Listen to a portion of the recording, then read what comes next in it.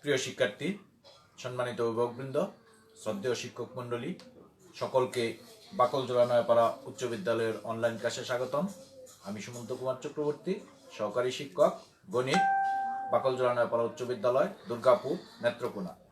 আমার পক্ষ থেকে সকলকে জানাই আন্তরিক প্রীতি ও শুভেচ্ছা। প্রিয় শিক্ষার্থী, আজ আমি তোমাদেরকে অষ্টম শ্রেণীর বিষয় বিজ্ঞান অধ্যায় 6 এর গুরুত্বপূর্ণ একটি সৃজনশীল প্রশ্ন নিয়ে আলোচনা করব। তোমরা যথারীতি তোমাদের বই খাতা কলম সাথে নিয়ে নাও। প্রিয় শিক্ষার্থী, দেখো, যে সমস্যাটি নিয়ে আমি আলোচনা করব তা হলো যে এক্স পরমাণুর পারমাণবিক সংখ্যা 11, অন্যদিকে ওয়াই পরমাণুর পারমাণবিক সংখ্যা 17 এবং নিউট্রন সংখ্যা 18। এই ছিল আমার উদ্দীপক। তাহলে প্রশ্ন ক, যে কার্বনের আইসোটোপ কয়টি? খ, যে ক্যাটায়ন বলতে কি বুঝো?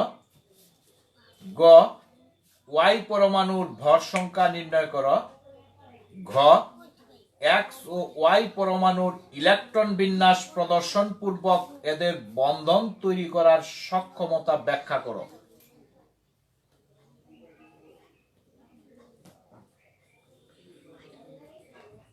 প্রিয় শিক্ষার্থী, তাহলে দেখো যে আমরা কিভাবে ওই প্রশ্নগুলির উত্তর আমরা তৈরি করতে পারি।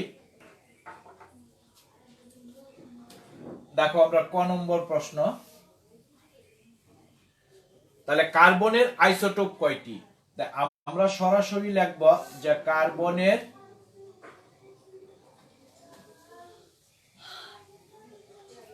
আইসোটোপ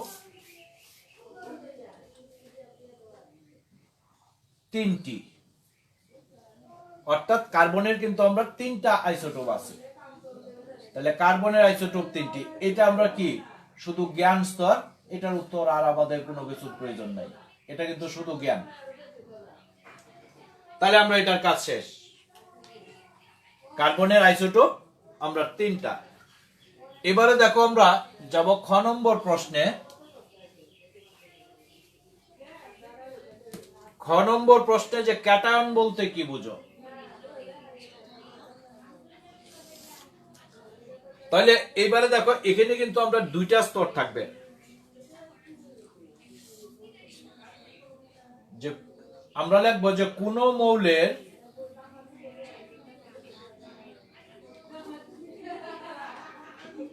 পরমাণু যখন ইলেকট্রন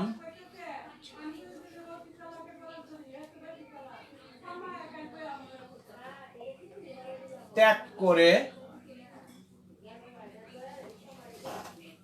ধনাত্মক আয়নে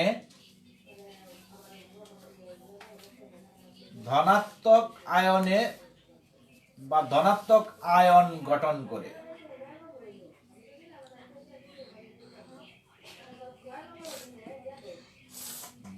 ধনাত্মক আয়ন গঠন করে তাকে ক্যাটায়ন বলা হয়। এবার দেখো, এই যে এটা হলো আমরা কি জ্ঞান, এটুকু হলো আমরা জ্ঞান স্তর। তাহলে এবারে যাব আমরা অনুধাবন। তাহলে অনুধাবনটা কি লিখবা? এখানে দেখো যে এই সোডিয়াম এর ওই যে Na এর ইলেকট্রন সংখ্যা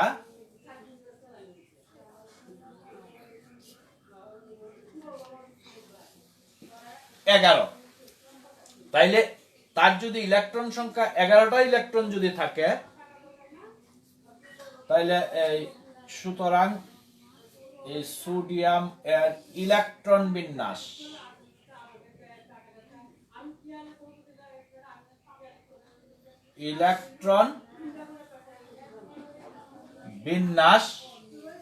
কি হবে? দেখো যে 2, 8, 1। যদি তাই হয় তো সে কি করবে? তাহলে এটাকে আমরা এই শেষের যে ইলেকট্রনটা আছে সে এটাকে ত্যাগ করে দিবে।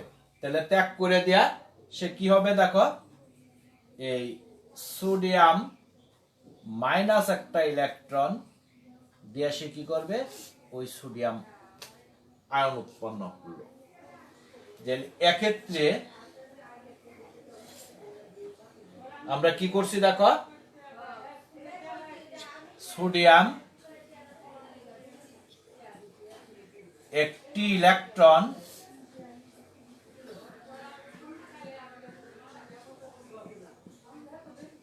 ত্যাগ করে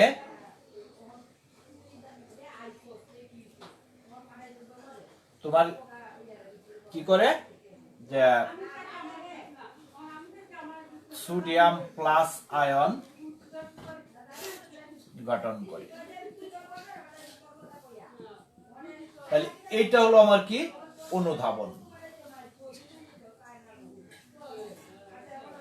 তাহলে এই যে এই প্রথম যে অংশটা আমরা লিখলাম, যে এইটুকু যে ক্যাটায়ন বলতে আমরা ক্যাটায়ন কাকে বলে, এইটুকু হলো আমরা কি জ্ঞান। আর এটা কিভাবে হইলো এটা যে আমরা এখানে দেখাই দিলাম, এটা হলো অনুধাবন। তাহলে এই জ্ঞানের জন্য হলো 1 নম্বর, আর এইটুকুর জন্য হলো 1 নম্বর। যদি আমরা লিখতে পারি তাহলে কিন্তু আমরা 2 নম্বরই পেতে পারি। প্রিয় শিক্ষার্থী, তাহলে এটাতে আর আমরা অসুবিধা নাই, কারণ তার 11টা ইলেকট্রন আছে, প্রথম স্তরে থাকে 2টা ইলেকট্রন। এটা কিন্তু আমরা কিভাবে হয় 2n স্কয়ার সূত্রটা হয় আমরা 2n স্কয়ার। nটা হলো এখানে শক্তি স্তর, n এর মান যদি আমরা 1 বসাই তাহলে প্রথম শক্তি স্তরে 2টা ইলেকট্রন হয়। n এর মান যদি আমরা 2 বসাই, 2 দুগুণে 4, দুগুণে 8, দ্বিতীয় শক্তি স্তরে 8টা ইলেকট্রন হয়। এইভাবে কিন্তু আমরা এই ইলেকট্রন বিন্যাসগুলি হয়। তাহলে যাই হোক, তাহলে এটাতে আমার মনে হয় আর সমস্যা নাই, আমি মুছে দেই। এবারে দেখো আমরা যাব গ নম্বর প্রশ্ন।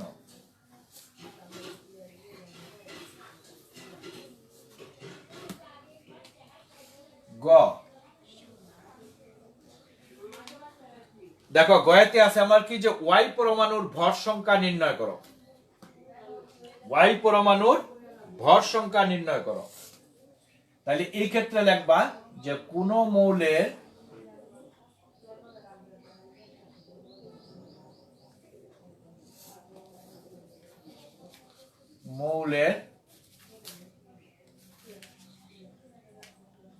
যে প্রোটন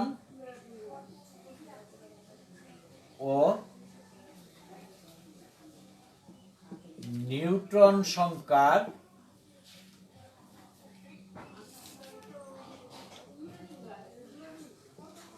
সমষ্টিকে বলা হয় ভর সংখ্যা। তাইলে কোন মৌলের প্রোটন ও নিউট্রন সংখ্যার সমষ্টিকেই বলা হয় ভর সংখ্যা। এবারে আমরা লিখব যে ওয়াই পরমাণুর প্রোটন সংখ্যা কত,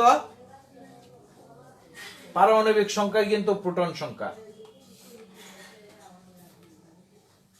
তাইলে এনে লিখবা যে ওয়াই পরমাণুর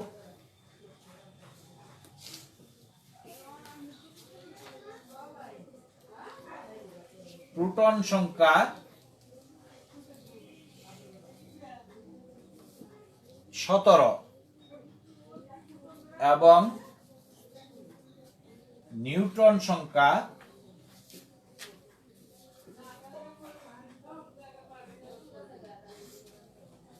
18। তাহলে আমরা প্রোটন সংখ্যা আছে তার দেওয়া আছে উদ্দীপকে 17, মানে পারমাণবিক সংখ্যা। পারমাণবিক সংখ্যা মানে প্রোটন সংখ্যা, আর বলা আছে নিউট্রন সংখ্যা হলো 18। তাহলে যদি তাই হয়, এবারে আমরা লিখবা সুতরাং ওয়াই পরমাণুর ভর সংখ্যা, ওয়াই পরমাণুর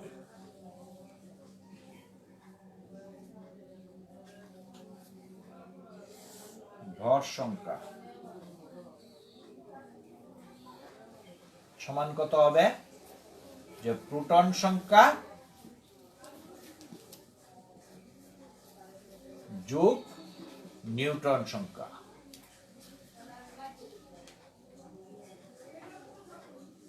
তাহলে এই ক্ষেত্রে দেখো আমরা প্রোটন সংখ্যা পাইছি কত 17 যোগ নিউট্রন সংখ্যা কত পাইলাম 18, তাহলে যোগ করলে কত হয় আমরা 35। তাইলে আমরা লিখতে পারি therefore যে y পরমাণুর ভর সংখ্যা 35। প্রিয় শিক্ষার্থী, তাহলে এই ক্ষেত্রে দেখো আমরা ওই যে আমরা প্রথম সংখ্যাটা লিখেছিলাম এটা হবে আমাদের জ্ঞান স্তর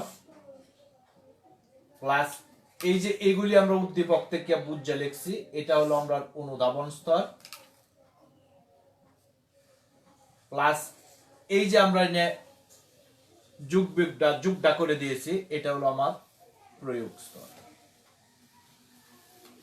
তাহলে এই কিন্তু আমরা এখানে কি তিনটা স্তরই আমরা আছে, এটার জন্য এক, এটার জন্য এক, এটার জন্য এক, তখন আমরা এখানে 3 নম্বর পেতে পারি।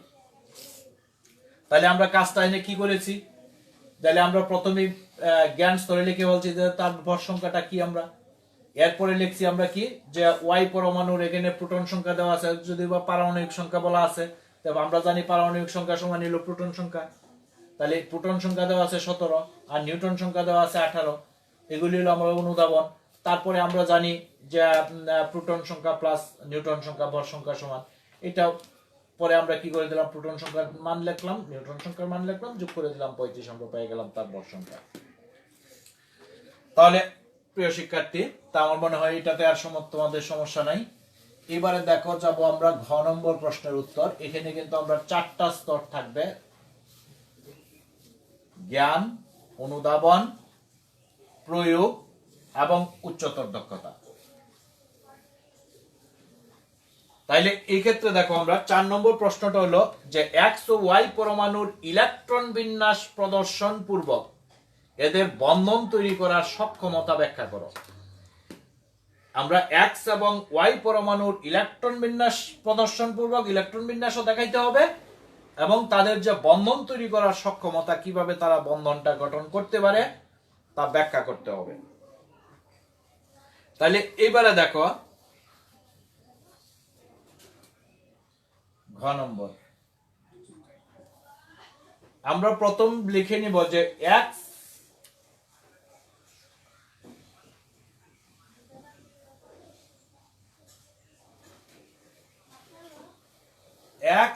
মৌলটি হলো সোডিয়াম,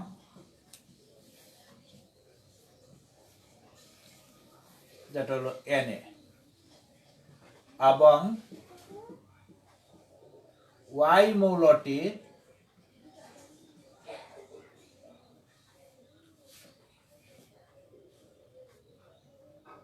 মৌলটি হলো 17 ক্লোরিন।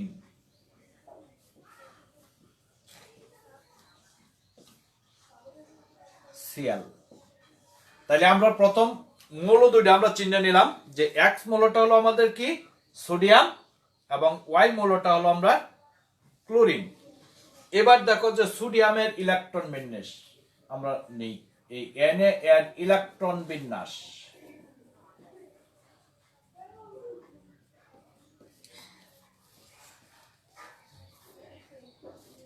কি হবে, তাহলে Na তার পারমাণবিক সংখ্যাটা ছিল আমরা 11, তাহলে এটাকে যদি আমরা লিখি এভাবে যে 2 8 1, এই হবে তার ইলেকট্রন বিন্যাস। আমরা কিন্তু দেখাইছিলাম যে কিভাবে ইলেকট্রন বিন্যাসটা হবে, যে 2n² ওই সূত্রের সাহায্যে। তাহলে এবারে আমরা লিখি যে ক্লোরিনের ইলেকট্রন বিন্যাস, Cl এর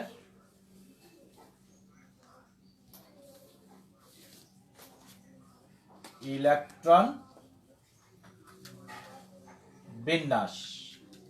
তাহলে এটা যদি হয় Cl 17, তাহলে কত হবে 2 8 7। এবারে দেখো এই সোডিয়ামের সর্বশেষ শক্তি স্তরে আছে একটা ইলেকট্রন আর এখানে ক্লোরিনের সর্বশেষ শক্তি স্তরে আছে 7টা ইলেকট্রন। তাইলে দেখা যায় এই সোডিয়াম এবং ক্লোরিন, সোডিয়াম স্থিতিশীলতা অর্জনের জন্য সে কি করবে, এই একটা ইলেকট্রন ত্যাগ করবে, এবং ক্লোরিন তারও স্থিতিশীলতা অর্জনের জন্য বা অষ্টক পূরণের জন্য সে একটা ইলেকট্রন গ্রহণ করবে। প্রিয় শিক্ষার্থী, তাহলে এই বিষয়টা একটু লিখে নাও তোমরা, যে সোডিয়াম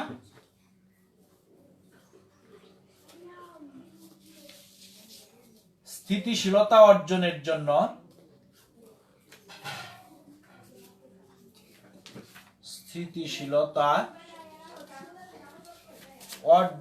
জন্য সর্ববহিস্থ শক্তি স্তরের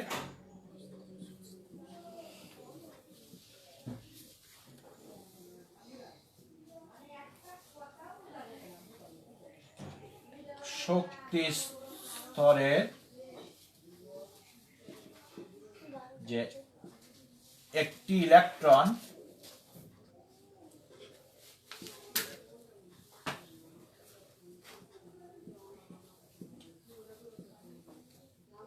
ত্যাগ করে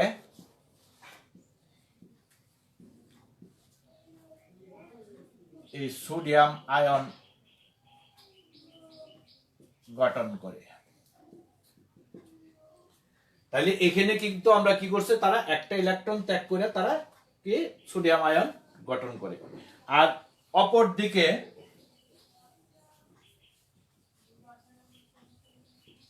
এই ক্লোরিন স্থিতিশীলতা অর্জনের জন্য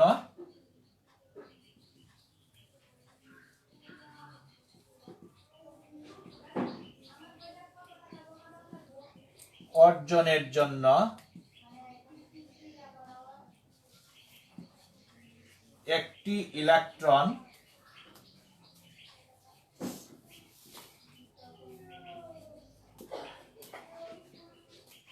গ্রহণ করে ওই Cl-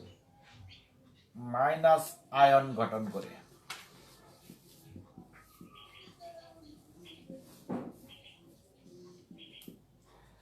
তাহলে এটা সোডিয়াম প্লাস আর এটা হলো Cl-, যেহেতু সে গ্রহণ করে এই কারণে ধনাত্মক হয়ে যায়, আর দান করে এই কারণে ধনাত্মক হয়, আর গ্রহণ করে দিকে সে ঋণাত্মক হয়ে যায়। এইবারে দেখো আমরা ঘটনাটা কিভাবে ঘটে। তাইলে এই দেখো সোডিয়াম আয়ন প্লাস যদি একটা ইলেকট্রন হয়, এটা সোডিয়াম থেকে হলো, এখানে ক্লোরিন আয়ন মাইনাস একটা ইলেকট্রন, তাহলে হয়ে যাবে এটা ক্লোরিন। এইভাবে যদি আমরা দুইটা যোগ করে দেই, দেখো সোডিয়াম আয়ন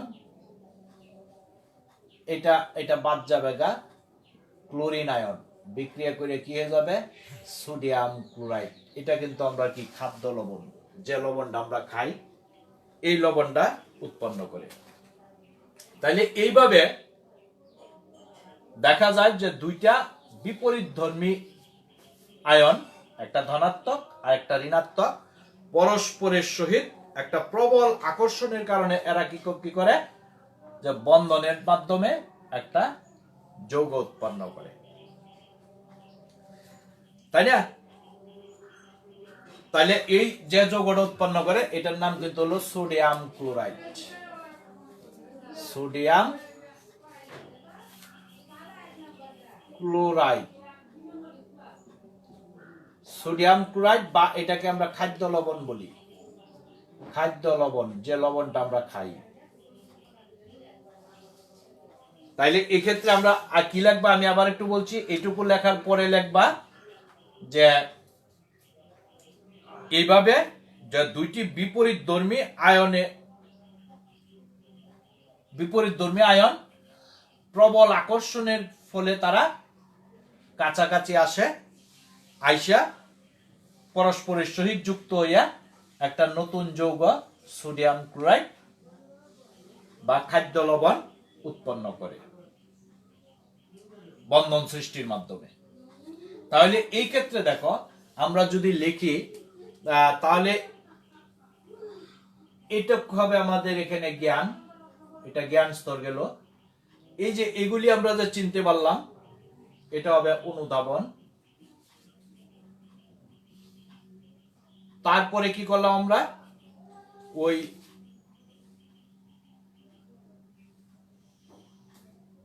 ইলেকট্রন বিন্যাসগুলি যে আমরা করতে পারলাম, এটা হবে প্রয়োগ। আর এরপরে আমরা যে বন্ধন সৃষ্টি করছে তারা, এটা হবে উচ্চতর দক্ষতা।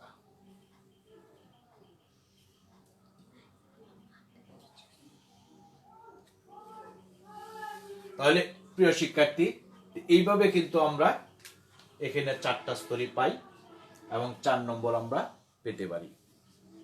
তাই আমি আশা করব ঠিক একইভাবে তোমাদের নিজের বুদ্ধি, মেধা এগুলি প্রয়োগ করে ওই সৃজনশীল প্রশ্নের উত্তর যথাযথভাবে তোমরা করবা।